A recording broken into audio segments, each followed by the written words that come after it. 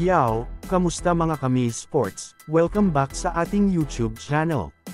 Ngayong araw na ito, ay pag-uusapan natin, Austin Reeves sikat sa mga Pinoy. Pag-uusapan na din natin, Lakers namimili na. Isa nga sa mga naging dahilan kung bakit nga ba nakaabot pa ang Los Angeles Lakers sa Western Conference Finals ay dahil sa kanilang role player na si Austin Reeves, na kung saan halos ito na nga ang nagiging third superstar ng Los Angeles Lakers. Kaya naman dahil nga sa magandang performances nito sa kanyang bawat game ay dumami nga ang tagahanga nito. Kaya naman ngayon nga ay trending ang mga videos na kumakalat sa social media na kung saan, dumalo nga ito sa isang fan meet sa Manila at makikita nga natin dito na kilalang kilala nga siya ng mga Pinoy at sobrang init nga ng pagtanggap dito.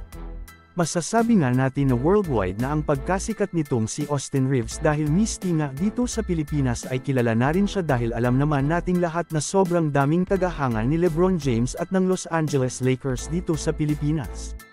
Ano ang masasabi mo dito? Mag-comment lang. Samantala ako naman tayo sa sumunod na balita na kung saan, ang Los Angeles Lakers nga ay patuloy pa ring naghahanap ng isang legit center na maaari nilang kuhanin ngayong off-season upang makasama nga ni Jackson Hayes sa rotation.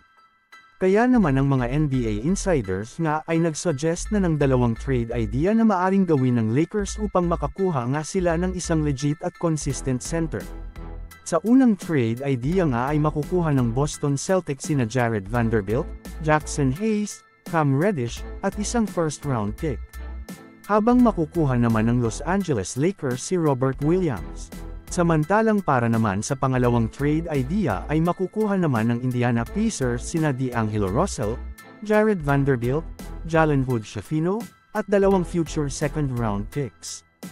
Habang makukuha naman ng Los Angeles Lakers si Miles Turner, na para nga sa akin mga kami sports, ay parehas na risky ang dalawang trade ideas na ito, subalit makakakuha naman ng isang legit at consistent center ang Los Angeles Lakers.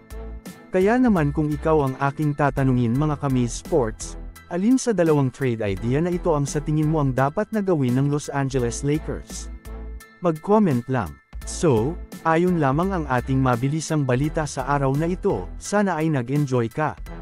Huwag mo na ding kalimutang mag-subscribe bilang pagsuporta sa ating YouTube channel. Maraming salamat po.